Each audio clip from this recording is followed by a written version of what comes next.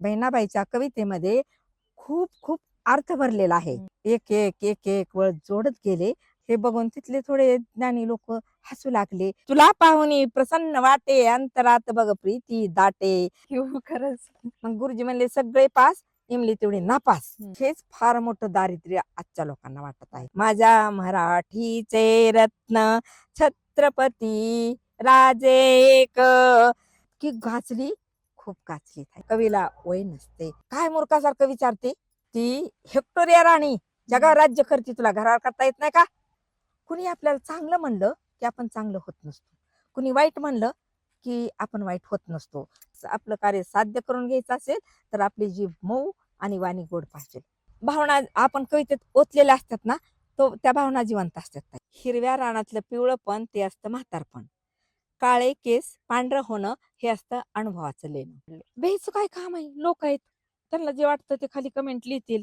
वाहवा करणारे तेच असतात, पहिल्यांदा नावं ठेवणारे तेच असतात आणि नंतर चांगलं आपण कार्य तेच केलं ना, न कुणाला घाबरता वाहवा पण तेच करते. बरोबर. विज्ञान गेले पुढे, पाऊल टाक गडे, होशील झासी गडे. इतिहासात नाव कमवायचं असेल तर काहीतरी करून दाखवाय, काहीतरी म्हणजे चांगलं. कोशिश करणे वालों की हार नाही होती.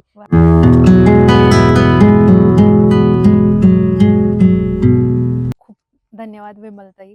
आजचा आपला हा जो इंटरव्ह्यू आपला पॉडकास्ट आहे हा खूप छान होणार आहे. एकतर कारण आल्यापासून जेवढं तुम्ही प्रेमाने जेवढं मनापासून माझ्याशी बोलताय, मला म्हणजे माझ्याकडे शब्द नाहीये त्यासाठी धन्यवाद म्हणण्यासाठी. पण तुम्ही वेळ काढून एवढा मला वेळ दिला त्याबद्दल खरंच खूप थँक्यू तुमच्या मनापासून. तुम्हाला मी ज्यावेळेस तुमच्याविषयी वाचत होते त्यावेळेस तुम्हाला आधुनिक बहिणाबाई हे नाव दिलं गेलेलं आहे सगळ्यांकडून आणि त्याचे बहिणाबाईंच्या 4 अशा ओळी आहेत मला, ज्या मी वाचल्यानंतर मला एकदम परफेक्ट तुमची आठवण आली. त्यात त्या म्हणतात की माझी माय सरस्वती माले शिकविते बोली, लेक बहिणाच्या मनी किती गुपित पेरली. आणि मला हे वाचल्यानंतर तुमचीच आठवण आली, कारण एवढे सगळे गुपित एवढ्या सगळ्या ज्या आपल्या बोलण्या आहेत ते आज आम्ही सगळे तुम्हाला विचारून काढणार आहे. त्यामुळे आज खरंच खूप छान वाटलं या आधुनिक बहिणाबाईंना बघून. कसं वाटतं आता, कसं म्हणजे कोणी नाव दिलं हे आधुनिक बहिणाबाई आणि कशी सुरुवात झाली सगळी? आता कसं की आज आपल्या रानात, आपल्या अनगरच्या घरी वस्तीवर ह्या पूर्वाताई स्वतःचा कॅमेरा घेऊन तू अपूर्वा असं त्यांच्या चॅनलचं नाव आहे आणि त्या आपल्या घरी आलेल्या आहेत आणि त्यांचं आणि बघणाऱ्या सर्व श्रोत्यांचं मनापासून खूप खूप आभार आणि खूप खूप शुभेच्छा. आता ह्यांचा प्रश्न असा आहे की बहिणाबाई तुम्हाला पदवी किंवा काय दिलं ते त्याच्याबद्दल तुम्हाला कसं वाटतंय? आता कसं की मी कविता व्यासपीठावर बोलली म्हणजे साहित्य संमेलनात आणि माझा साधा सुद्धा इरकल साडीचा लुक बघून आणि माझी कविता ऐकून समोरचे प्रेक्षक किंवा साहित्यक, जाणकार साहित्यक ते म्हणाले अरे वा वा वा वा, ह्या तर आत्ताच्या प्रति बहिणाबाई आहेत. आणि तिथून माझ्या बहिणाबाईच्या पदवीची किंवा लोकांनी दिलेल्या उपाधीची सुरुवात झाली आणि तिथून मला सगळे असेच म्हणायला लागले. आणि बहिणाबाईच्या कविता ह्या साध्या सोप्या होत्या. त्यांची एक छोटीशी रचना की असं विहिरीतून ये रेती, विहिरीतून ये रेती त्याले मोठं म्हणू नये, केली सवताची भरती त्यालाही पोट म्हणू नये, इनामले इसरला त्याला नेक म्हणू नये, माये बापा इसरला त्याला लेक म्हणू नये. अशा काहीतरी धरतीची कविता त्यांच्या आहेत आणि त्या फार सोप्या भाषेतून बरंच काय काय सांगतात. मला आपलं मोडकं तोडकं कुठंतरी हे केलेलं मला हे भावलं आणि मला पण वाटलं की ह्यांच्या कवितेमध्ये, आपल्या बहिणाबाईच्या कवितेमध्ये खूप खूप अर्थ भरलेला आहे. मग आपण पण अशा अर्थबोध कविता कराव्या. आणि मग रानात शेतात गुणगुणत मी खुरप्या संगे रममाण होऊन मग मी एक एक एक एक वळ जोडत गेले आणि आज त्याचं विस्तीर्ण मोठं मोठं झाड झालं. आता कसं की हेच साहित्य घेऊन मी एका विद्यालयात गेले. हम्म. नवोदित होते. मला वाटलं की बाबा आपल्याला हे कळत नाही, ह्यांना विचारावं की हे बरोबर आहे का काय आहे असं. आणि माझी साधी सुधी साडी चोळी आणि ते माझं दप्तर हे बघून तिथले थोडे ज्ञानी लोक हसू लागले. मग माझी त्याच्यावर रचना झाली की उतारवय झाले. उतारवय झाले, शब्दाचे गाठोडे माझ्याजवळ आले आणि मला म्हणाले, बसतो तुझ्या डोक्याच्या दिवळीत, गुंफ मला ओळीत. मी विचारात पडले, बाई आपल्या जवळ नाही ज्ञानाची सुई, गुंफणार कशी काही. ते गाठोडे घेतले, मी एका ज्ञान मंदिरात गेले. मला दुरून गाठोड्याला वरून पाहून ज्ञान मंदिरातील ज्ञानी हसू लागले, काहीतरी म्हणू लागले, टिंगलटवाळी करू लागली. माझ्या डोळ्यात पाणी आले. ते गाठोड्यातल्या शब्दांनी पाहिले. त्यांनी आपोआप रांगाच्या रांगा केल्या, अगदी सरहद्दीच्या सैन्यासारख्या. नंतर त्याचे झाड झाले कल्पवृक्षासारखे, त्याच्यावर माझे नाव कोरले आणि तेच आज सन्मानाने झळकू लागले. धन्यवाद बाळा. खूप छान होतं हे. आणि विशेष आज आपल्याकडे पूर्वाताई आलेले आहेत आणि ती मुलगी आता माझी नातीसारखीच आहे बरं का. ती अतिशय सुंदर आहे लेकरू ती. आणि त्या मुलीला पाहून मला अशी रचना सुचली आणि ती तुम्हाला म्हणून दाखवत आहे. गोरे गोरे पान पूर्वा, तुझे रूप किती ग सुंदर छान.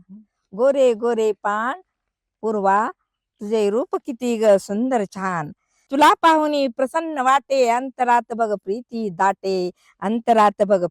दाटे. कुंकुम तिलक विशाल भाळी, जणू हासली कुमुद सकाळी. आंबाड्यावर शोभे जाळी, नैनामध्ये काजळ काळी.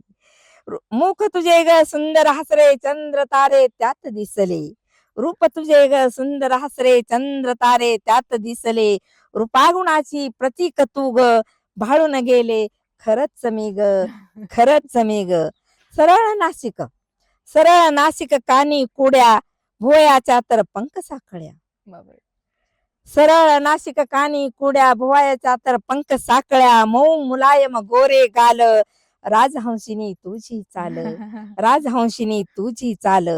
तेज तुझे ग सुंदर हसरे, तेज तुझे ग सुंदर आगळे, जणू भानूचे रूप कोवळे. तुझ कांतीला कणक शोभले, कणक म्हणजे सोनं.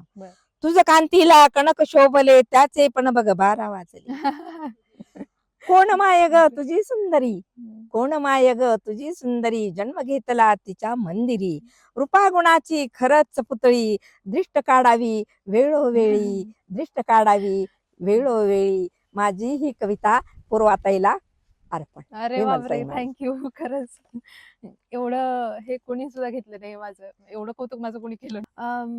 आजी, एक कवयित्री होण्याआधी, म्हणजे कवयित्री म्हणून तुम्ही एवढे प्रसिद्ध झाला, सर्वांना माहिती झाला, पण त्याआधी तुम्ही कसे होते? कवयित्री होण्याआधी आयुष्य कसं होतं, बालपण कसं गेलं सगळं? आता बालपण आमचं चांगलंच होतं. प्रत्येकाचं बालपण चांगलंच असतं, किती का खडतर असना, पण ते चांगलंच असतं.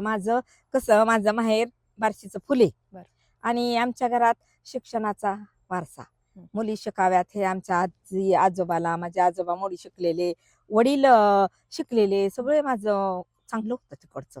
माझ्या बहिणी शिकलेल्या शाळेत, एक मुख्याध्यापक म्हणून रिटायर झाल्या माझ्यापेक्षा मोठ्या, त्याच्यापेक्षा मोठ्या त्या माढा तालुक्यामध्ये शाळा तपासायच्या अधिकारी, त्या पदावर त्या रिटायर झाल्या. माझे भाऊ शिकलेले, सगळे शिकलेले. माझे वडील आरोग्य खात्याचे चेअरमन निवडून आलेले. राजकारणात त्यांना फार रस होता. त्यांनी 35 वर्ष राज्य केलं वसंतदादाच्या काळात आणि निरपेक्ष केलं. एकही तसला भ्रष्टाचार त्यावेळेस नव्हताच. आणि असं त्यांनी राजकारणात रस होता त्यांना. आणि त्यांची भाषा अत्यंत उत्तम होती. त्यांना सगळ्या प्रकारचं ज्ञान होतं आणि त्यांची भक्तिमार्गात पण ते चांगले होते. त्यांची ज्ञानेश्वरी बऱ्याच ओव्या आपल्या व्यवहारात, जीवनात ज्या ज्या लागतात तेवढ्या सगळ्या त्यांना पाठ होत्या. आणि मग त्याच्यातून ते मला मार्गदर्शन करायचे आणि मला ते आवडायचं. असं माझं बालपण होतं. पण मला 14चा पाढा नाही आला शाळेत. हा. मी तिसरीत गेले आणि तिसरीत गेले आणि 14चा पाढा मला आला नाही. मग त्यावेळेस गुरुजीच त्या शाळेवरचे गुरुजी ह्या शाळेवर परीक्षक म्हणून येत होते. बर. मग ते आले. मग ते गुरुजी म्हणले 11चे पाढे कोणाकोणाला येतात, सगळ्याला येत असतील म्हणून सगळ्यांनी बोट वर केली. बोट वर करा सगळ्यांनी केली आणि मला येत नव्हता. मग येत नव्हता. मग माझी मनस्थिती अशी होती, हात वर करू का नको, करू का नको. मग त्यावेळेस ठाम मतावर राहायचं, खाली तर हात करायचा किंवा वर तर बोट करायचं. मग हे मला त्यावेळेस नाही कळलं. मग मी काय करायची, वर हात न्यायची पुन्हा खांद्याकडे न्यायची, वर हात न्यायची पुन्हा खांद्याकडे न्यायची. मग त्या परीक्षकाने मला ओळखलं आणि मग त्यांनी मला उभा केलं. कोणाला नाही पण मला उभा केलं आणि मनात 11ची पाढी. मग 11चा 12चा येत होता, 13चा मी मोडका तोडका येत होता. 2 तर म्हणायचे ना, सगळे पाढे वाचून गेला त्यांना वेळ तर नको का. मग त्यांनी मग मी गप्प बसले. गप्प बसल्यानंतर त्यांनी मला 1 मेला हे असायचं निकाल असायचा परीक्षेचा त्यावेळेच्या काळात. मग तोंडीच निकाल. मग तिसरीमध्ये मला घरच्यांनी बळच लावलं. मला माहितीच होतं मी नापास होणार आहे ते, पण बळच घरच्यांनी लावलं, जा ना आज तरी जा ना शाळेत. मग मी गेले. मग गुरुजी म्हणले सगळे पास, इमली तेवढी नापास. मग नापास म्हणल्यावर पोरं त्यावेळेस पोरं पुरी असं काही नव्हतं, सगळे मिळून मिसळून असायचे. मग त्यांनी इमली पास म्हणल्यावर पोरं तिची पुरी चिडवायला लागल्या, नापास गाडगं नापास गाडगं, पुन्हा त्याच वर्गात बसायचं म्हणून. नाही त्याच नाही, मागची मुलं आले त्यांच्या वर्गात बसायचं. मला थोडं नको वाटायला लागलं आणि मग मी काय करायची, घरचे मारायची मला शाळेत जा म्हणून. मी मग लपाछपी माझी चालू झाली, झाडावर चढून बस, गर्द झाडा फांद्यामध्ये कोणाला दिसू नये, किंवा बागेत जा, तिथून शाळा दिसत होती, शाळा सुटली की घरी यायचं. असं माझं बरंच 1 महिना 1.5 महिना चालू झालं. कुणी तर पाहिला, ओ तुमची इमल शाळेत जात नाही, बागेत बसती. मग ते म्हणले जाऊ दे आता कर. घरातली मग काम करावं लागलं ना मला, जे काय आई शिकवल ते काम, आजी शिकवल ते काम. मग त्याच्यात रमण झाले, माझं शिक्षण संपुष्टात आलं. पण आमच्या बहिणी शाळेत जात होत्या आणि मला त्याच्यात कविता खूप आवडायच्या त्यांच्या. शांता शेळके, बालकवी ठोंबरे, इंदिरा संत, काही कविता होत्या त्यांच्या, भाव होते त्याच्यामध्ये, यमक जुळलेला असायचं आणि ते मला खूप आवडायचं. मला त्याच्यातला अर्थ समजत होता. तुमचं बालपण जसं गेलं आणि आत्ताचा काळ याच्यात खूप मोठा फरक आहे आणि तुम्ही हे सगळे काळ असे अनुभवलेत, जसा बदल घडत गेला काळामध्ये.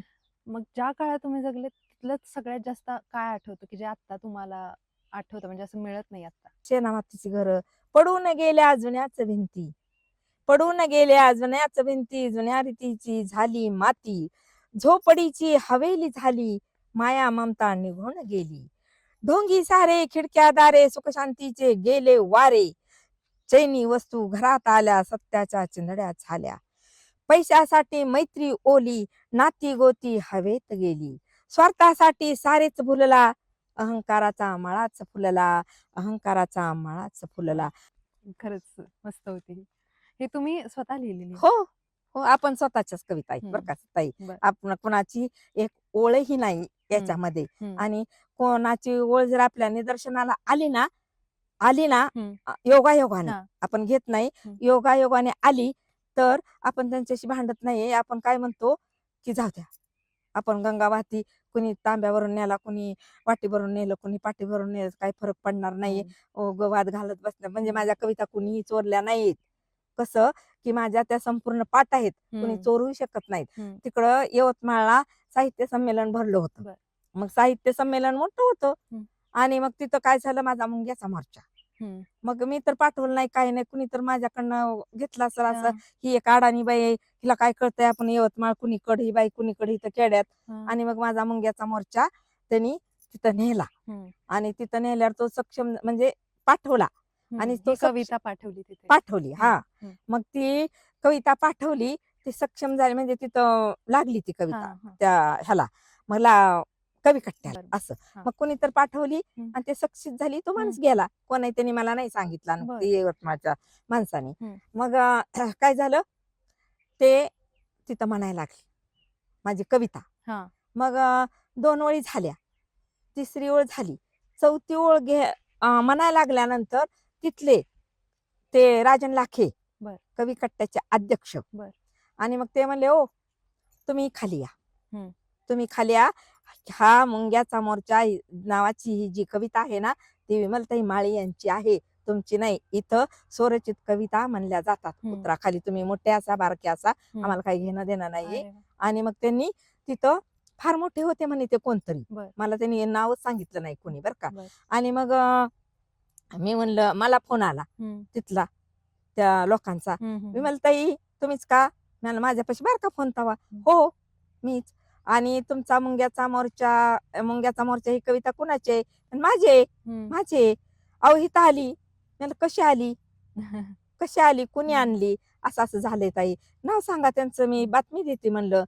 तर कसं ताई, मला प्रसार माध्यमांनी खूप मोठं केलंय. आज Saam TV, ABP Majha, IBN Lokmat, ZTV Marathi, BBC Marathi, London, शांडियम यादव ह्यांनी माझ्या फार फार मुलाखती घेतल्या. आणि मग त्यांनी नाव नाही सांगितलं. मग आता यवतमाळ किती लांब आहे, तुम्ही या उद्या, तुम्हाला आल्या नंबर. नाही हो, इतकं लांब शक्य आहे होय, माझं चालू आहे इथं, तुम्ही 8-10 दिवस मला सांगितलं असतं तर मी कसं तर करून आले असते, आता नाही मी येऊ शकत. आणि मला त्यांचं नाव सांगा. जाऊ द्या विमलताई, तुम्हाला आधुनिक बहिणाबाई म्हणतात, तुम्ही शांत राहा. ठीक आहे, जाऊ द्या असं. तर मग मला तेव्हापासून असं वाटलं की आपल्या कविता, माझी तिन्ही पुस्तकं खूप ठिकाणी मी व्यासपीठाला ह्याला पाठ्यपुस्तकाला पाठवली नाहीत ताई अजून, पण अशा मोठे मोठे लोक आहेत ना, त्यांच्याकडे दिलेले आहेत. मी अनेक व्यासपीठं गाजवली आहेत आपल्या कवितेनं. त्याच्यामुळं मग हे कविता सगळ्यांना माहित आहेत. आणि विशेष, मी कुणावरही कसलाही कधीही आरोप केलेला नाही. आणि काय किरकोळ बाब असेल ना, क्षमा हा भगवंताचा गुण आहे, तो मी स्वीकारलेला आहे. बरोबर. माझं हे प्रश्न हाच होता की आई किंवा वडील या दोघांपैकी, म्हणजे लहानपणापासून तुमच्याकडे शिक्षणाचा वारसा आहे, होय. पण कविता करणं किंवा असं शब्दसंग्रह करणं हे तुम्ही स्वतःहून शिकलं, म्हणजे स्वतःची आवड आहे का, असं घरी पण कोणी होतं की ज्याच्यामुळे तुम्हाला एवढी गोडी लागली? नाही, घरी कोणी नव्हतं, म्हणजे शिकलेली ते, पण ते कसं की मार्क पाडायपुरतं. बर. जे माझ्या बहिणी वगैरे भाऊ ते सगळे शिकले, पण अभ्यासक्रमाचे मार्क पाडण्यासाठी आणि त्यातलं आपलं स्वार्थ, म्हणजे पुढचं भवितव्य, कुठं तर नोकरी लागायची, आपल्या संसार प्रपंचाला, ते ह्याच्यासाठी शिकले. बरोबर. पण ते असं की बाबा अंतरातून नाहीत शिकले. त्यांना आज जर विचारलं मी की बाबा तुम्ही शिकलेली ती एखादी ओळ म्हणून दाखवाय, नाही, ते त्याच्यापर्यंत शिकले, ते त्यांच्यासाठी शिकले ते.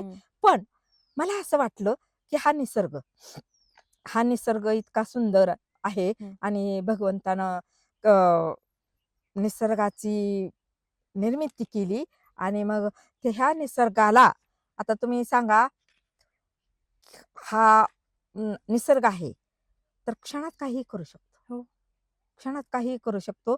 त्याचा कुणीही हेवा देवा करू शकत नाही, किंवा त्याची कुणी बरोबरी करू शकत नाही, किंवा त्याच्यावर अहंकार गाजवू शकत नाही, असं मला वाटलं. मला अशा कविता आल्या. प्रभू कराणे रूप सृष्टीचे सुंदर पहारे खिले, आकाशाचे निळे छत हे क्षितिजावर टेकले, भल्या पहाटे कुकुट स्वरांनी दिशा दिशा अरविली, रविराजाच्या आगमनाची वार्ता फैलाविली, हे अशा मला ओळी आल्या. आणि मग ओळी आल्यानंतर मला मलाच आनंद झाला, आणि पुढं पुढं पुढं लिहित गेले. आता मी रामलिंगला गेलते ताई, तिथं असं फांद्या, त्या फांद्याची ह्या फांद्याची अशी एकामेकात सांगड झालेली मला दिसली. आणि मग त्यावेळेस थोडा पाऊस यायचा, पुन्हा थोडा यायचा, आता बंद व्हायचा, पण असं ते निसर्गरम्य रूप होतं. आणि मग मला तिथं एक कविता आठवली. निसर्ग राजा पूर्ण भाळला सृष्टी देवीवरी, राहून राहून कशा फेकितो एकांताच्या सरी, जरा निळसर पदर ओढून डोंगर माथ्यावरी, खेळू लागले जळ मोकळे हिरव्या शालूवरी, दृष्ट लागण्या जोघा शालू, दृष्ट लागण्या जोघा शालू विणला सांगा कुणी फळा फुलाचे गुंजन त्यावर रंगा रंगातुणी सुंदर. तिरीपवनाची तिरीपवनाची कवळीक पाती शालू चमकाविती बिलगुण वेली फांद्या मधुनी हात देतसे हाती पवन लाजवी सीळ घालुनी नाजूक नवरी परी हासत नाचत वळण बागडे मिळे नदीला दरी ओघ जलाचे सगळे सोयरे भरून गेले तळे कुशाल बसली बोलत हितगुज बदकाला कमळे सुट्टी संपून सुरू झाली डबक्याची शाळा बेडूक मास्तर शिकवी कविता गात घोगरा गळा डमरू ढगाचे सूर खगाचे वाजे जणू बासरी कोकिळ कवीचे कवी संमेलन समोर वृक्षावरी सौंदर्याचा खजिना इथला भरून घ्यावा उरी कवी कल्पना पंख फुटून नाचे मयुरा परी हो नाचे मयुरा परी. आणि ही कविता माझी फार गाजली, खूप हिला इतकी गाजली, खूप गाजली ताई. वा. ही पहिली कविता होती तुम्ही केलेली? नाही पहिली कविता अशी होती की माझे वडील गेल्यानंतर तर त्यावेळेस मला आलेली कविता ही पहिली होती. पहिले शब्द ओढ पंढरीची मला होय घाई म्हणजे मी सगळं तिथलं उरकून जायची रानातलं ती मला मावसुदी वारीला जायचंय व माझे आई वडील येणार आहेत. आई वडिलाची काल जरी भेट झाली तरी मला पंढरपूरच्या चंद्रभागेमध्ये आई वडिलाचं दर्शन फार महत्वाचं वाटत होतं. म्हणून मी इथून जायचे आई वडिलाचं दर्शन घेण्यासाठी. पांडुरंगाकडे मी जास्त कळसाचं दर्शन घ्यायची, अंगाभोवती फेऱ्या मारायची आणि वडिलाची तिथं ज्ञानेश्वरी ते सांगत होते समजावून अनेक जणांना, मी ते ऐकायची आणि तिथूनच मायमाऊलीचे पाणी कसं होतं ते चंद्रभागेच्या नदीत, तर कुणी ते केमिकल सोडलेलं होतं ना, सोडलेलं असायचं. ते सोडलेलं असलं तर आपण त्यात आंघोळ नाही करायची, स्वच्छ पाणी असेल तर आंघोळ करायची, नसेल तर पाय धुवायचं मावा त्या भीमा नदीला चंद्रभागेला हात जोडायचे आणि आपलं घरी यायचं. ते शिदोरी घेऊन वडिलाकडून आलेली ज्ञानाची शिदोरी घ्यायची आणि घरी यायचं. ह्याच्यासाठी मला ओढ वाटायची. मग ते वडील गेल्यानंतर पुन्हा मला पंढरपूरला जाताना थोडं वाईट वाटायला लागलं. मग मला असे शब्द आले, ओढ पंढरीची मला होय घाई आता कशाला जाऊ बाई तिथं जन्मदाता दिसेल काई सुकून गेली मोह अंबराई चंद्रभागा दिसेल सुनी हरसेल काय भीमेचे पाणी नाचेल काय भारूड वाणी मन घायाळ खंत खाई सुकून गेली मोह अंबराई. ह्या माझ्या ओळी ही माझी पहिली कविता आहे. इथून मला इतके शब्द आले की देहाला साठीशी आली मग ती माझी जागी झाली. शब्दाने गर्दी केली काव्यांची रांग झाली. मनाला वाटले उदास काय छंद हाय या वयात इतक्यात काव्यातून प्रगटले कालिदास. पाठीवरून फिरवीत हात बोलत होते सावकाश. अजून आहे तू यौवनात निसर्गाच्या सहवासात शब्दाच्या समुद्रात पोहून जाशील सागर साथ. तेच सांगत होते कवीला वय नसते. वा, खरंच सुंदर हे. आणि हा जो तुम्ही आता अनुभव सांगितला तो पण मला विशेष बोलावा वाटतो. म्हणजे तुम्ही पंढरीला जायचा पण पांडुरंगाचं दर्शन घेण्याच्या आधी तुम्ही आई वडिलांचं दर्शन हो. मग एवढं इतकं वडिलांविषयी प्रेम किंवा एवढा वडिलांविषयीचा जो तुमचा आदर होता त्याचं असं काही खास कारण म्हणजे कसं तुमचं रिलेशन कसं होतं वडिलांशी आणि एवढं वडिलांना तुम्ही एवढं इतकं हे कसं काय करायचं? आता ते कसे होते तुम्हाला सांग का, वडील सगळ्याचेच वडील चांगले असतात आणि कसं आई वडिलाचे आशीर्वाद इतके श्रीमंत असतात, खूप श्रीमंत असतात. आपण काय म्हणाल ती म्हणजे प्राप्ती होती.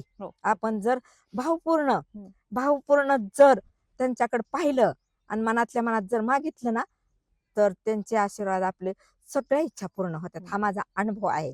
आणि ते कसं की आपल्याला एखादी गोष्ट विचारायची असेल, आम्ही अगोदर लहानपणी भेट होतो त्यांना, पण माझं लग्न झाल्यानंतर की ते कधीच त्यांनी कसलीच शिवी दिली नाही.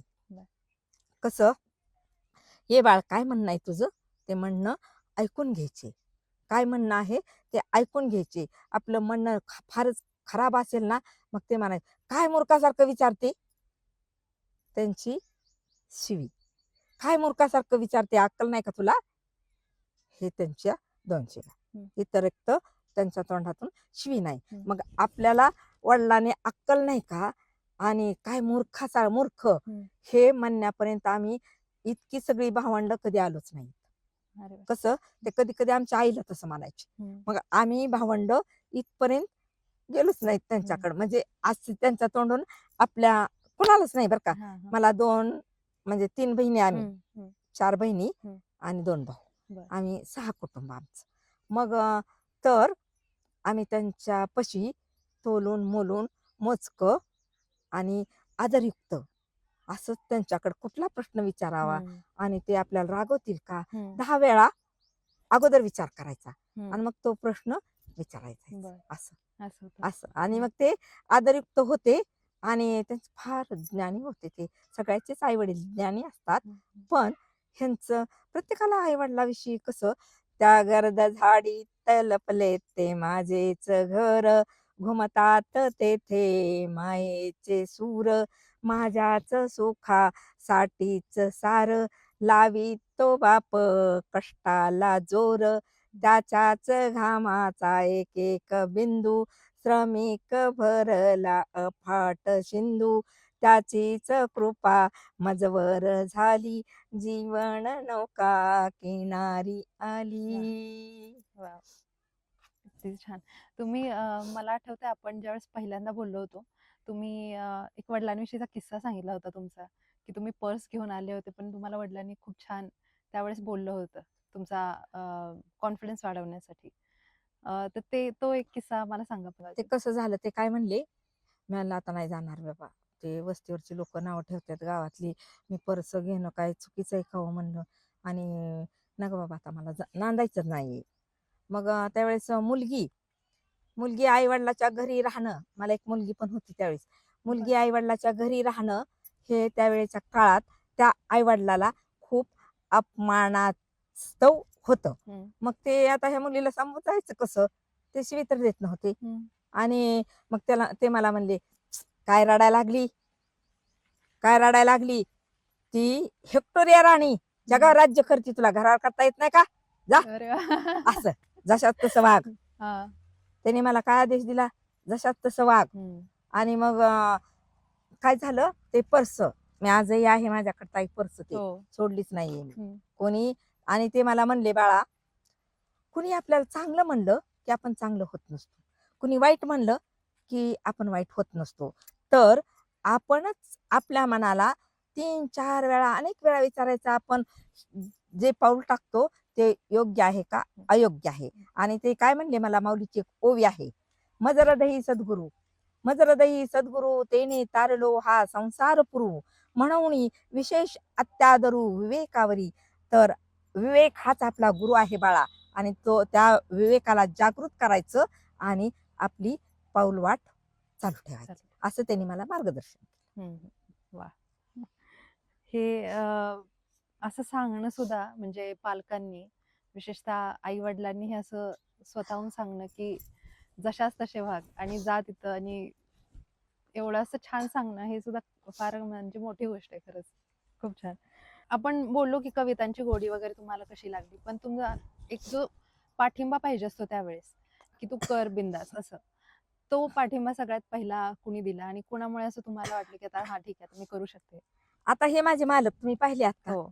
आता पाहिले हो. आणि मग मी कविता लिहिली की पहिल्यांदा त्यांना वाचून दाखवते. बरं. पहिल्यांदा रागवते ते थोडं. हां का? हो. आणि मग तसंच आपलं आता आपलं कार्यसिद्धी व्हायचंय म्हणलं, रागवले तरी काय करायचं मग?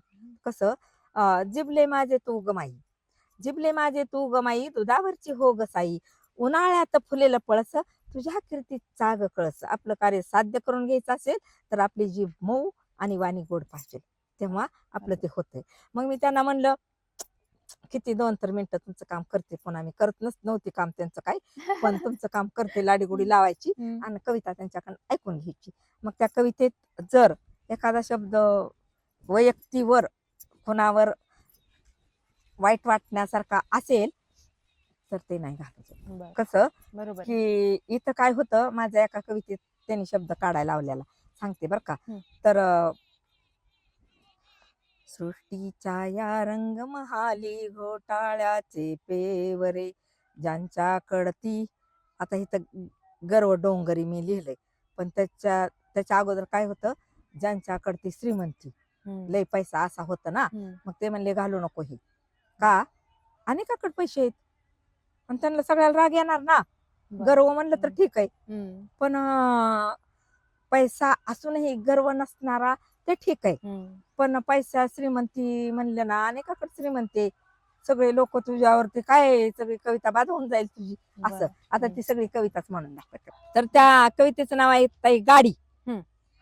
तू विश्वाचा गाडीवाला, तुला कुणाचा धाकरे, अन्यायाच्या न्यायासाठी जागा थोडी राखरे, देवा जागा थोडी राखरे. सेवा कोण करतो देवा, मेवा कुणास देतो रे, लबाडीचा हात हाती उगी कशाला घेतो रे. एक डोंगर एक उतारी, असे कलावीचा करे, तू विश्वाचा गाडीवाला, तुला कुणाचा धाकरे, अन्यायाच्या न्यायासाठी जागा थोडी राखरे, जागा थोडी राखरे. समानतेची तुझीच रेखा, सांग कुठे रे तुटली, समानतेची तुझीच रेखा, सांग कुठे रे तुटली, दुबळ्याला ती शब्द दंशिका, क्षणाक्षणाला टोचली, श्रमघामाचे मोती व्हावे भागवतांची भूक रे, तू विश्वाचा गाडीवाला, तुला कुणाचा धाकरे, अन्यायाच्या न्यायासाठी जागा थोडी राखरे, जागा थोडी राखरे. सृष्टीच्या या रंगमहाली घोटाळ्याचे पेवरे, ज्यांच्या कडती गर्व डोंगरी, त्यांना मोठा चेवरे, सत्यासाठी तुझ्या गाडीचे उलटे फिरते चाकरे, सत्यासाठी तुझ्या गाडीला दमाधिराचा बाकरे, तू विश्वाचा गाडीवाला, तुला कुणाचा धाकरे, अन्यायाच्या न्यायासाठी जागा थोडी राखरे, जागा थोडी राखरे. दारिद्र्याला आशा कसली, पोटाचा तो भार रे, वंचिताच्या हाकेसाठी उघड तुझे ते दार रे, विमल मने विकृतीचे बीज मोडून टाकरे, तू विश्वाचा गाडीवाला, तुला कुणाचा धाकरे, अन्यायाच्या न्यायासाठी जागा थोडी राखरे, देवा जागा थोडी राखरे. वा तुमची स्वतःची तुमची आवडीची कविता कोणती? आता माझ्या कविता आहेत म्हणल्यावर सगळ्या आवडीच्याच असणार आहेत पण की अशी सर. एखादी की जी तुम्हाला लिहिल्यावर वाटलं वाह म्हणजे मी काहीतरी खूप छान लिहिलंय हे असं अशी कोणती एक कविता आहे का? सगळेच आहेत म्हणजे की अं, कुठल्या एका कवितेवर असं प्रेम एका असं नाही? कवितेवर असा कवी असतो, एका कवितेवर कसा थांबेल, हम्म, असं नाही का. तर आता त्याच्यात लाडकी वगैरे असं काही नसतं बरं का. हा कविता ती कविताच असती, पण अं, असं की जे शब्द असतात, आता तुमच्यासारख्या मुली, आता तर कसं असतं की आपण व्यासपीठावर जातो, कवी आणि कवयित्री हम्म, व्यासपीठावर जाताना खूप आनंद असतो. हो पण जेव्हा नवी नवरी हम्म, व्यासपीठावर जाते, हम्म, काल चकुली अंगणी नाचली, नाजूक छोटी परी, आज सजूनी उभी मंडपी, मेहंदी हातावरी, दारी मंडपी वाजू लागले मंगल शुभ चौघडे, ओढ घेऊनी नदी चालली जशी सागराकडे, जशी सागराकडे, लढीवाळ मातेशी लावून मोठा लळा, निघे सासरी हुंदका तिला मिठी पित्याच्या गळा, हम्म. सजन सख्याचे लेऊन कुंकू सौभाग्याचे चुडे, ओढ घेऊनी नदी चालली जशी सागराकडे, जशी सागराकडे. मला असं वाटलं त्याच्यामध्ये काल पोरगी इकडं तिकडं पैंजण घुंगरू इकडं तिकडं नाचली आणि आज शहाणी होऊन म्हणजे विचारानं शहाणी सुसंस्कृत होऊन किती मंडपामध्ये किती छान लाजून मुरडून लेकरू कसं उभा राहिलंय. मग त्याच्यावर माझी ही कविता झाली असं. अच्छा. आधी तर तुम्ही कविता वगैरे लिहिण्यासाठी वही पेनचा वगैरे वापर करत असाल. आता तुम्ही त्यासाठी फोन पण शिकले, गुगलवर टायपिंग कसं करायचं हे पण शिकले, रेकॉर्ड पण करायला शिकले. मग तो बदल करावा असं का वाटलं आणि ते शिकण्यासाठी अवघड होतं का ते सोपं वाटतं आता वही पेनपेक्षा? आत्ता कसं आहे, वही पेन हवीच आहे. हं. वही पेन हवीच आहे. पण ते कसं, की मग माझी भाची नंदची मुलगी इथं आली होती हं. डिलिव्हरीसाठी. मग मी म्हणलं तिच्याकडे मोठा फोन होता आणि माझं साम टीव्ही आणि एबीपी माझा. हं. ह्याच्यावर 2 मुलाखती झालेल्या हं. त्यांच्या फोनमध्ये होत्या. हां. माझा छोटासा फोन. मग मामी तुमचं हे आहे, पाहिलं तिथं. मग मला अशी अभिलाषा झाली, की आपण पण फोन घ्यायला पाहिजे. हां. मग मी म्हणलं, "अगं शिकव ना मला हे." हं. मग ती मुलगी म्हणली, "हां, सोपं आहे. काय फार अवघड नाहीये आणि आपण मराठीत करूया." आणि मग तिनं मला दाखवलं तिच्या फोनमधून, हं. की असं हे करायचं, ते करायचं. मग मी माझ्या मुलाला म्हणलं, "अरे बाळा मला मोठा फोन घेऊन दे." तो म्हणला, "अगं तुला काय कळणार आहे त्यातलं?" मी म्हणलं, "कळेल ना, मला कळेल." हं. असं. आणि मग त्या मुलींना त्यांना लगेच फोन घेऊन दिला. हं. आणि मग मी त्याच्यावर त्या मुलीकडं अजून होती ती मुलगी. हं. मग तिच्याकडे अजून शिकले माझ्या स्वतःचा फोनमधून. बरं. आणि मग तिनं मला हे असं आवाज बोलल्यावर असं येतं, हे पुन्हा लिखाण करतं, हं. इथं आपल्याला काय करायचं लिहायचं म्हणलं ना, की लगेच वर 2-3 शब्द येतात. हं. असं त्या मुलीनं मला शिकवलं आणि मला आज ते सोपं वाटतंय आणि बरं. छान वाटतंय. हं. मला पाठवा येतात, आता फोटो पाठवा येतात, हं. पुन्हा लिखाण करता येतं त्याच्यावर, असं टाईप करून करता येतं. हं. नंतर नंतर असं बोलून पण म्हणता येतं हां. आणि आपल्याला एखादी कविता रेकॉर्डिंग करायची असेल, तर ती पण करता येते. अरे वाह! ते सगळं हं. करता येतं. आता हं. रेकॉर्डिंग जर करायची असेल ना हं. हं. आपल्याला, तर ते करा. माझं स्वतः चॅनल पण आहे. हां. आधुनिक बहिणाबाई या नावानं माझं चॅनल आहे स्वतःचं. अच्छा. आणि हां, त्याला काहीतरी 700 कितीतरी हे झाल्यात, काय म्हणतात त्याला? सबस्क्रायबर्स YouTubeवर आहे का Facebookवर आहे? माझं YouTubeवर आहे. मी YouTube चालवते, हां. Facebook चालवते, हां. पुन्हा ते Instagram हां, हां. चालवते. अरे वाह! हो. हां, हां. आणि मग माझं स्वतः चॅनल आहे, हं. की असावं आपल्याकडं बी. म्हणजे कसं हां, बरोबर आहे. नाही कोणी पाहिलं तर नाही कोणी पाहिलं, पण निदान आपलं साहित्य हां. आपल्या चॅनलवर हं. असावं, ही असावं. माझी अपेक्षा. बरोबर. कुणी पाहावं, त्याला हे करावं, मला हं. काही सरकारनं मानधन द्यावं, हं. त्याच्यातनं मिळावं, असं काही नाही मला. हं. असं काही नाही बरं का. हं. आपण निरपेक्ष आहोत. हो.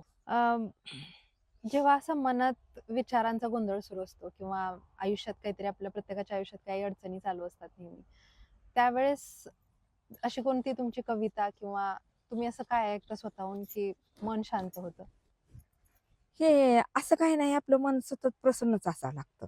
कसं, की आपण जर उदासीनता बसलो, आता माझी मुलगी गेली त्यावेळेस झालं आपल्याला, पण हे कविता येण्याच्या अगोदर ज्यावेळेस आपल्याकडे अज्ञान होतं, हं. मग त्यावेळेस अज्ञान म्हणजे दुःखाचं मूळ आहे. हं. अज्ञान म्हणजे दुःखाचं मूळ आहे. आता जावं तर सगळ्याला लागणार आहे, पण त्यावेळेस आकांत झाला, वाईट वाटलं, खूपच वाईट वाटलं. आज माझी मुलगी गेली म्हणजे वारली. बरं. 3 मुलाची आई होती ती आणि मला फार वाईट वाटलं. मग त्यावेळेस काय झालं, की मी वडिलांकडे गेले हं. आणि वडिलांना म्हणले, "नाही, मी ह्याच्यातून आता सावरू शकत नाही.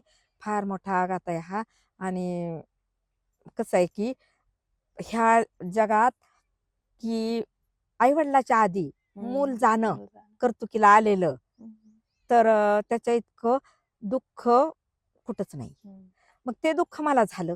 मग माझे वडील म्हणले, "अरे बाळ, तू ज्ञानेश्वरी वाच." मी म्हणलं, "आता मला काय येणार आहे ज्ञानेश्वरी?" मग मी म्हणलं, "कसं येईल हो मला ज्ञानेश्वरी?" ती म्हणले, "रुक्मिणीनं निश्चय केला, एका दोना पाचा साता तुलाच वरीनं. तसं तुला एकदा नाही ज्ञानेश्वरी कळलं, दोनदा, तीनदा, चारदा, पाचदा वाच. किती वेळा वाच."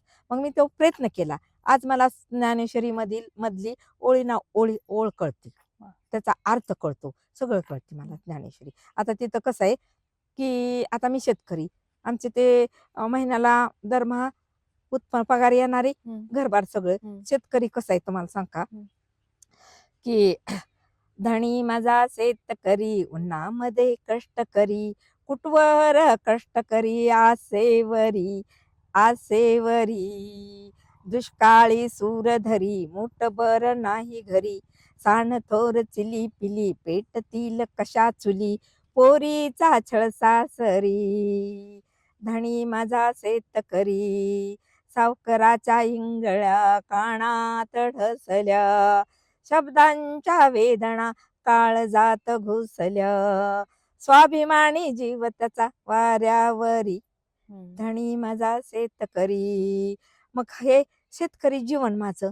मग त्यांच्याकडे बघितल्यावर मला असं वाटायचं की बाबा ह्यांना दर महिन्याला येणं आहे हम्म, वगैरे असं वाटायचं मला. हम्म, मग त्यावेळेस मला असं वाटलं, माऊलीची ओवी आठवली की दरदुरी, दरदुरी कमलकंदा आणि दरदुरी ताई, हम्म. कमलकंदा आणि दरदुरी नांदणूक एकेची घरी, परागू सेविती भ्रमरी जवळिका चुकलच उरे. मी म्हणलं काय आहे? हे ह्या सगळ्या भ्रमरी झाल्या. हम्म, म्हणजे फुलातला गंध शोषून घेणाऱ्या त्याला भ्रमरी म्हणतात, हम्म. म्हणजे भुंगा म्हणतात. भुंगा, हा. भुंग्याला स्त्रीलिंग म्हणजे भ्रमरी. हम्म, आणि कमलकंदा, आणि कमलकंदा म्हणजे हम्म, कमलकंदा भुंग्यालाच म्हणतात, हम्म, हम्म, भुंगिनीला. हम्म. कमलकंदा आणि दरदुरी नांदणूक एकेची घरी, परागू सेविती भ्रमरी जवळिका चुकलची उरे. मग दरदुरी म्हणजे बेंडकुळी. हम्म, मग ती काय चिकल, ते काय हे करते, शेवाळ हम्म, आणि चिकल ते हम्म. खाती. मी हे सगळे परागू शोषण करायला लागले आणि मी का चिकल व्हायला लागले, ह्यांचं माझा जन्म एकाच घरी, असं का, असं का. देवा मला दाता कर, घेता करू नको.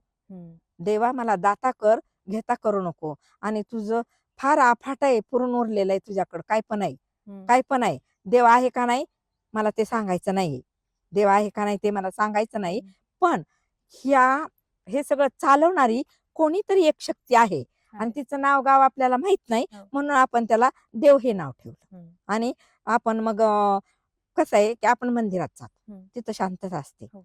शांतता असते. आपलं मन फार मोठं आहे ताई. आणि त्या आपलंच मन आपल्याला प्रसन्न होतं. हम्म, मग आपलं मन स्थिर राहत नाही.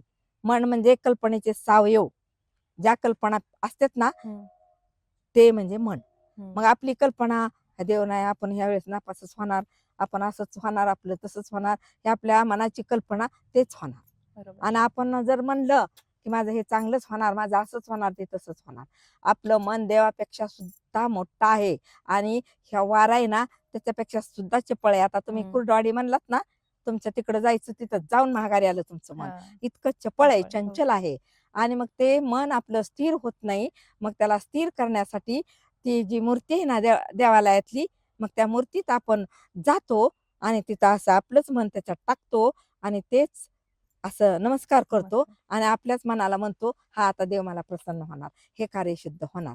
हम्म, ही मनाची व्याख्या आहे. हम्म, पण ह्या सृष्टीचा चालक कोणतरी आहे. आणि त्याच्यासाठी मी म्हणले, रे विश्वचालका, रे विश्वचालका माझी धनरेखा, छोटी का ओढिलीशी, ओढिता ओढिता का थांबलासी, मज देता हात तुवा कंजूस रे केले, तुझ जवळील धन काय संपूर्ण रे गेले. मी शेतकरी, मी शेतकरी, नसीब माझे मातीशी खेळविले, ते आरामी हरामी आयत खाऊ आळसी, कशासाठी पाळिले. लबाडी आवडी मैत्री तुझी झाली, तेच तुझी मुठ दुनावून व्याली, दौलतीचा डौल उंच अंतराळी, झोपडीला नाहीच का कधी दिवाळी. हम्म. म्हणे तू भक्तीचा अंत पाहतो, आयुष्य काटेरी देतो, अंत्यक्षणी धावून येतो, हम्म. धावते येऊन काय काय रे देतो, तो क्षणिक मरणारा तू दिलेले ओझे, कुठे कसा नेतो, हे गमतीचे कोडे, उलगडूनी सांग जरा थोडे, रे विश्वचालका माझी धनरेखा, माझी वा धनरेखा. वा वा, खूप सुंदर होती ही कविता. तुम्ही आतापर्यंत 111 पारितोषिके जिंकलेली आहेत. होय. 111 वेळी पुरस्कार. पुरस्कार हा. तुम्हाला दिले, तेवढा लोकांनी सन्मान दिला, सत्कार केला. हो. तरी सुद्धा तुम्ही आज एवढे साधे आणि एवढे विनम्र, हे अशी घडवण होती लहानपणापासून की तुम्ही घडवलं असं स्वतःला? कसं आहे, लहानपण पणापासूनच हे माझ्या आजीने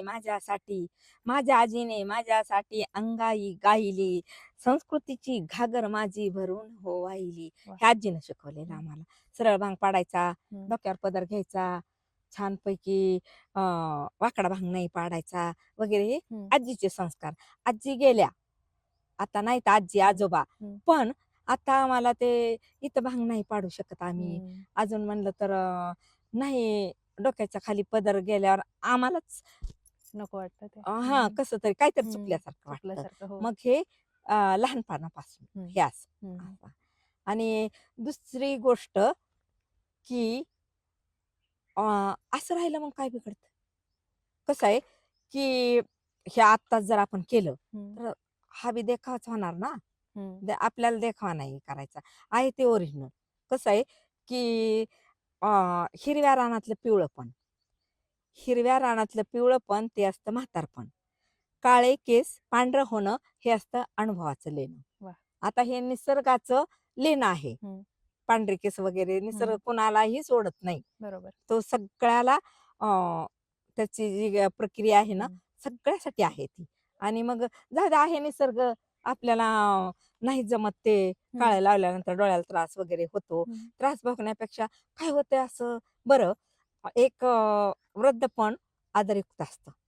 हो. आदरयुक्त असतं की आपण जर असं चुकीचं आहे बरं का ते, की बाबा म्हातारं झालं, अमकं झालं, तमकं झालं, कोणतं म्हातारं म्हणालं वगैरे. हम्म. आत्ताची मुलं सुसंस्कृत आहेत, हो. तर ते आजीच बोलतात. हो. एवढं बाळ सुद्धा आजी बोलतं. पहिले ए म्हातारडे ये इकडं असं हाक मारित होती. आज आज तिथं नाहीये. आज नाही. तर हो. कसं की आपण जर चांगलं बोललो, वाईट बोललो, तर बोलणाऱ्याची किंमत कमी होते. आपलीच किंमत वाढवण्यासाठी आपण चांगलं बोललं पाहिजे. आणि हे माझ्या डोक्यातलं. बरोबर. आपली जर किंमत वाढवायची असेल ना, तर आपण आपल्या जिभेतून चांगलंच बोललं चांगलंच बोललं पाहिजे. हा. पाहिजे. हम्म. जर तुम्ही दुसऱ्याला आदर दिला तर तुम्हाला आदर मिळेल. हा, ते कसं, एक मुलगा असतो छोटासा, छोटासा मुलगा असतो. आणि रामदास स्वामी पण म्हणतात ना, की पेरिले ते उगवते, बोलल्या सारखे उत्तर येते, तरी मग कर कसे बोलणे काय निमित्त. वा. तसं हम्म. एक मुलगा चेंडू खेळत असतो. मग चेंडू खेळत असतो, माझ्यासारखी आजी बसलेली असते तिथं. मग आजी बसलेली असते, मग तो चेंडू तिला लागतो. मग ती जर आजी म्हणली, ए मुडद्या लागला की चेंडू, मग तो काय म्हणतो, ए म्हातारडी वाटत का बसली. आणि तीच आजी जर म्हणली ना, लागला की रे बाळा मला चेंडू, हम्म. मग तो मुलगा म्हणतो, सॉरी आजी, सॉरी आजी. हम्म. मग आपण कुठली भाषा वापरायची हे आपल्यावर आपण आहे. ठरवायचं. बरोबर. आता आपण सुनीला त्रास केला, आता तर पुरी मिळत नाहीत, ठीक आहे. पण जर सुनेला आपण हुटहुट लावली, कुरकुर केली माझ्यासारख्या म्हाताऱ्या महिलांनी, तर काय होईल? काय होईल? तर आपणच, आमचे सासूले असले व बहिणीला सांगल, लय बेकार आहे ती, आईला सांगल लय बेकार आहे ती. आपल्यावर कसा ठसा पडणार? हम्म. बेकारचा. वाईट. त्याऐवजी समजावून सांगायचं, बाळ हम्म. हे केल्यानंतर असं होतं, हम्म. हे केल्यानंतर असं होतंय. हा मार्ग जर आपण मार्गदर्शक आहोत, हम्म. ह्याचा आपण भान ठेवायला पाहिजे. बरोबर. वृद्ध माणसाने आपण मार्गदर्शक आहोत, आपण अनुभवी आहोत. आणि माझ्या वडिलांनी कसं समजावून सांगितलं, तसं आपण हम्म. पण, जर घर आपलं तुटायचं नसेल तर, आणि आपल्या डोक्यात हे ठेवायचं, नवीन आलेली मुलगी, नवीन आलेली सून, सगळ्या बायकांना, माझ्यासारख्या वयाच्या बायकांना माझं हे सांगणं आहे की आपल्या घरी आलेली सून 3 गोष्टी करल. कोणत्या करल? की तुम्ही कमवलेलं आहे ना, ते तसंच ठेवील, हम्म. किंवा त्याच्यात भर घालील, हम्म. किंवा सगळंच विकून टाकील.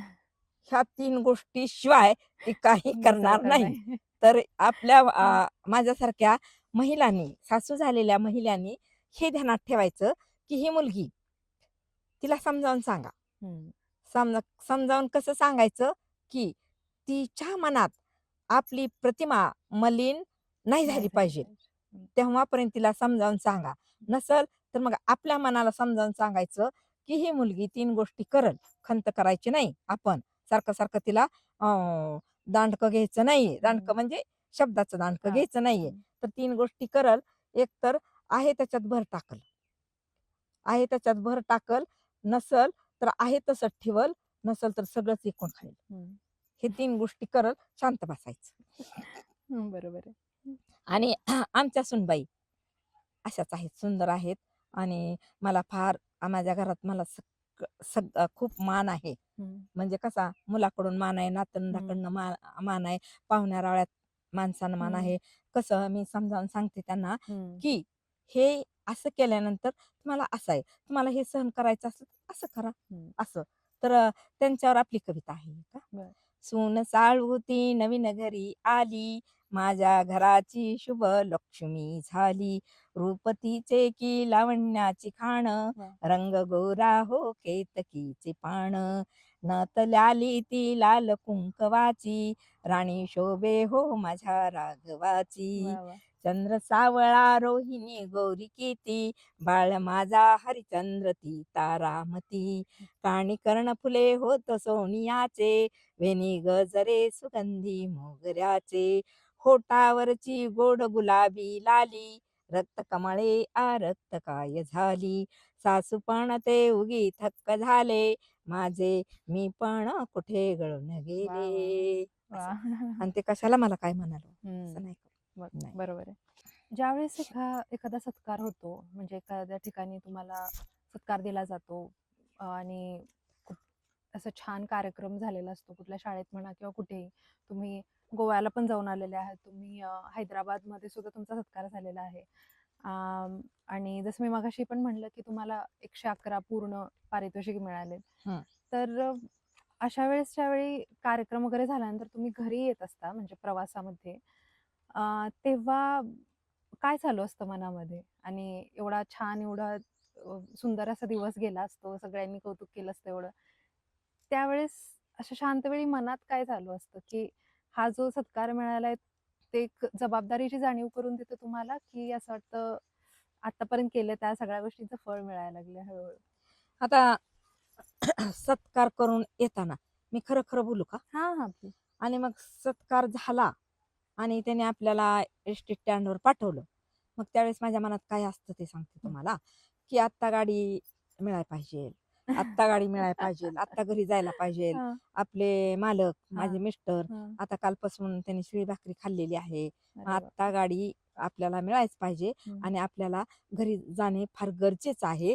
आणि मग कसे लगबग लगबग करून हं, गाडी चटकरणं, तिथं त्या गाडीत किती का गर्दी असना, मग त्या गाडीतली गर्दी नाही पाहायची. पुढचं आपल्याला आत्ता घरी जायला पाहिजे. ही घराची ओढ असते. त्यावेळेस शब्द किंवा तो सत्कार झाला हं. वगैरे हे काही मनात नसतं नसतं. ताई.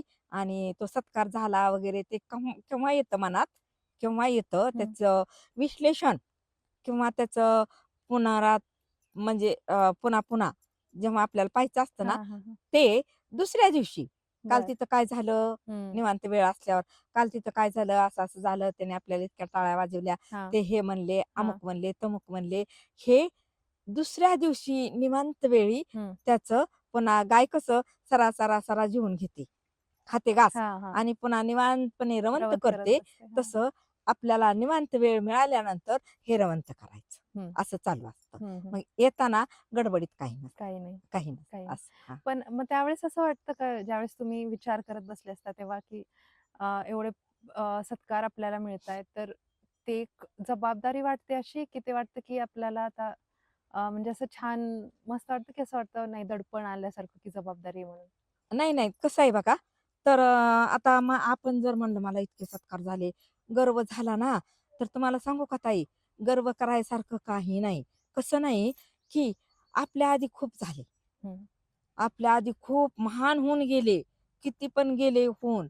आणि कसले-कसले पुरस्कार मिळवणारे झाले. ते ही नाही का डिसले सर, बरं. हो, कसले हो, पुरस्कार मिळवले त्यांनी. हो. आणि का आमच्या त्या विटाबाई, काय त्यांचं नृत्य, काय त्यांची कला, अजून अनेक होऊन गेले कितीतरी.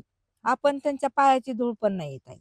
आणि महागुटणं आत्ताची पिढी, विज्ञानी पिढी आहे आणि ते पण फार गाजवणारे आहेत. हं, पुढे मागं होऊन गेले, पुढं पण तितकेच होणार आहेत. हं. काय डान्स करतात एवढ्या-एवढ्या पोरी-ताई. हो. काय त्यांच्यामध्ये कला आहे. हं, आणि भगवंतानी आत्ताच्या आता तुमच्यातच पहा ना, काय सौंदर्य दिले त्या भगवंतानं तुम्हाला. आणि अशा अनेक सौंदर्यवती, हं, गुणवती, रूपवती आणि विज्ञानवती खूप महिला आहेत, पुरुष आहेत आणि बरोबर. त्याची गणती आपल्या वाणीने पण आपण करू शकत नाही. आणि म्या तिथं लय गाजवलं, म्या तिथं मला 111 आणि काय आहे ते 111चे पुरस्कार अजून आपल्याला महाराष्ट्र सरकारचा पुरस्कार नाहीये. आणि विशेष म्हणजे ही जी पाऊलवाट आहे ना किंवा रोड वाट आहे ना किंवा जी वाट आहे, संसारी वाट असू द्या, जीवनाची वाट असू हं. द्या किंवा आपल्या रोजच्या प्रपंचातली वाट असू द्या, कधीही न संपणारी वाट आहे. बरोबर. मी चा शोध आणि लागला नाही. हं. मी लावायचा प्रयत्न करते. हं. थोडा थोडा बघूया. म्हणजे कसं मीचा शोध लावण्यात मला काय सापडलं सांगू का? सांगा ना. मीचा शोध लावाय गेल्यानंतर की आपण आपण शून्य आहोत. शून्यातून विश्वाची निर्मिती आहे. आणि आपण जर निर्शून्य म्हणलं तर ते भगवंताचीच मूर्ती. भगवंताचीच मूर्ती आहे. निर्शून्य जिथं काहीच नाही तिथे भगवंत आहेत. हं. आणि जिथं शून्य आहे विश्वाची व्याप्ती आहे. आणि मला ह्याच्यातून काय शोध लागला सांगू का? हं. की मीचा शोध लावायला गेल्यानंतर मला गर्वरहित राहणं हे जमलं. हं. म्हणजे गर्व कशाचाच कारण तूच मीच माहित नाही हं. तर कशाचा गर्व आहे? हं. कशाचा गर्व आहे? तर ह्याच्यापासून मीचा शोध लावण्यात मला एक फायदा झाला की माझा गर्व पूर्ण नष्ट झाला. आणि असं वाटलं आणि तसं वाटलं हे तर कुठं आलं ताई? हं. तुम्हाला 113 आणि 111 नाही, नाही तसं काही काही नाही. नाही. हां. आत्तापर्यंत आयुष्याने काय शिकवलं जे तुम्हाला कधी कुठल्या पुस्तकात नाही शिकायला मिळालं किंवा कुठल्या कवितेमध्ये नाही शिकायला मिळालं? आयुष्यानं असं शिकवलं की आपण समृद्ध असलं पाहिजे आणि आपण आळस झटकून हे दोन्ही हात राबवले पाहिजेत. आणि जर आपण समृद्ध नसेल, आपल्याकडं कमकुवतपणा असेल, तर आई-वडील सोडून बहीण, भाऊ, नातेवाईक जे कोण असतील ते शेजारी-पाजारी कोण जे असेल ते ह्या जगात जे काय असतील ते, तर तर ते आपल्याला कुणी साथ देणार नाही. आणि जर आपण सक्षम असाल, तर सगळे साथ देणार. हं. ते आमचे आहेत, ते आमचे आहेत असं म्हणणार. हं. जर आपण अ, कु कुप्रसिद्ध बरं. कुप्रसिद्ध असेल, हं. तर आपली सख्खी बहीण, सख्खा भाऊ, "अहो ते अमुक-अमके कोण आहेत तुमचे?" "नाही हो, ते आमचे कोण नाही." हं. हं. नाही हो, आपण कुप्रसिद्ध असेल, तर "नाही हो, ते आमचे कोण नाही." हं. आपण जर सुप्रसिद्ध असेल, तर जिथं नातं नसेल ना, तिथं सुद्धा ते इमलताई आहेत ना त्या? हो, ते माझ्या आई आई आहेत त्या माझ्या. हं. कशा साहित्यातल्या आई आहेत, फार चांगल्या आहेत हो त्या. हं. आणि त्यांचे म्हणजे आमचे खूप जवळचे संबंध आहेत. संबंध आहेत. मग हो. त्याच्यासाठी सगळ्याची जवळीक साधण्यासाठी आपण सुप्रसिद्ध व्हायला पाहिजे. आपण नाही काय मिळवलं तर मिळवलं, पण आपली मुलं निर्व्यसनी बनवायची. बरं. प्रगती हळू होती. जर आपण खूप काही बनवलं, मिळवलं आणि आपली पोरं-बाळ जर व्यसनी असेल, तर तुम्ही शून्यातला निर्शून्य सुद्धा नाही. हं. तुम्ही निर्शून्य सुद्धा नाही. तुम्ही काहीच नाही. काही. असं. हं. तर एकच करायचं सगळ्या माणसानी. हं. आपली मुलं-बाळं नाही शिकली, थोडं शिकली, त्यांच्या त्यांच्या ह्याच्यापुरती तरी चालेल. हं. अजून म्हणलं तर आपल्या मुलाला व्यवहार ज्ञान द्यावं, समोरच्याशी कसं हं. बोलावं, हं. वागावं ते शिकवावं आणि आदरता काय असते हं. ते शिकवावं. आणि जर एखाद्या मुलाला त्या विषयात रस नसला, हं. त्याला कुठल्या विषयात रस आहे हं. ते त्या विषयाला तुच्छ न मानता बरोबर. त्याला त्याच्यात सक्षम करावं. आजी ज्यावेळेस तुम्ही कविता वगैरे लिहिला आणि आता त्यांचा पुस्तक संग्रह तुमचा प्रकाशित करायचा होता किंवा जगासमोर मांडायचं होतं तुम्हाला सगळ्या, हं. त्यावेळेस असा भीती किंवा अशी न्यूनगंड वाटल्या नाही का, की आपण करायला चाललोय तर लोक काय म्हणतील? कारण ही सगळ्यात मोठी भीती असते कोणालाही, की लोक काय म्हणतील? इव्हन मी पण आता मी जस्ट सुरुवात करते. पण मलाही अशी प्रत्येक व्हिडिओ टाकताना मला भीती वाटत राहते, की काहीतरी म्हणतील किंवा काहीतरी घाण लिहितील खाली, काही कमेंट्स वगैरे करतील मोठे म्हणजे पुढे जाऊन. पण त्या भीती तुम्हाला तशी भीती वाटली होती का? आणि तुम्ही कसं त्याच्या बाहेर पडले? भ्यायचं काय काम आहे? लोक आहेत. त्यांना जे वाटतं ते खाली कमेंट लिहितील. ऐक ना, तर आपण आपल्याला आपल्याच मनाला विचारायचं 3-4 वेळा, आपण हे करतोय ते योग्य आहे ना? करत राहायचं. हं. का करत राहायचं? तर लोकं चांगल्याला नाव ठेवतात, लोक चांगलं म्हणलं की आपण लगेच चांगलं झालो, हम्म, लोक वाईट म्हणलं की लगे आपण वाईट झालो, असं नसतं बाळा. हम्म, कसं की सावित्रीमाईला चिखल दगड फेकले, त्यांनी त्यांचं कार्य सोडलं का? बरोबर. मग आपल्याला आज चिखल तर टाकत नाहीत ना अंगावर, हम्म, दगड तर टाकत नाहीत ना. ते काय असतं, लोक जर आपण लोकांच्या भीतीनं आपले पाय महाग जर घेतले ना, तर आपण संपुष्टात आलो. जर बरोबर. आपण चालत राहिलो ना, तर लोक हळूहळू बाजूला होत असतात. कसं की तेच लोक पुन्हा म्हणतात, अरे वा वा वा, वा, छान अरे केलं. वा वा वा वा. हम्म, वाह वाह करणारे तेच असतात, हम्म, पहिल्यांदा नावं ठेवणारे तेच असतात, आणि नंतर चांगलं आपण कार्य तेच केलं ना, न कुणाला घाबरता वाह वाह पण तेच करते. बरोबर आहे. हा हे नियम आहे, जगण्याचा नियम आहे. आणि ह्याच्यासाठी आपण मागच्या जे आपले थोर पुरुष आहेत ना, की त्यांचा आदर्श आपल्या हम्म, डोळ्यापुढे हम्म, ठेवायचा. आता झाशीची राणी, हम्म, झाशीची राणी आज आपली स्त्री म्हणजे महिला हम्म, तर शिकून समृद्ध झाली. हो, शिकून समृद्ध झाली, पुरुषाच्या खांद्याला खांदा लावून आपल्या प्रपंच आज सक्षम का झाला प्रपंच आपला. पूर्वीची महिला अशिक्षित होती, तुला हो. काय कळतंय, दबवलं जात होतं हम्म, तिला. हम्म, आजची महिला शिकून शहाणी झाली, हम्म, आणि दोघाची पगार किंवा दोघाची चार हात. हम्म, तिला पहिलं चूल मूलच होतं ना, हो, मग आता दोघाचे चार हात कमवते झाले, म्हणून आज काही कमी पडत नाही कोणाला, हम्म, कोणाच्या दारात जावं लागत नाही पीठ मागायला.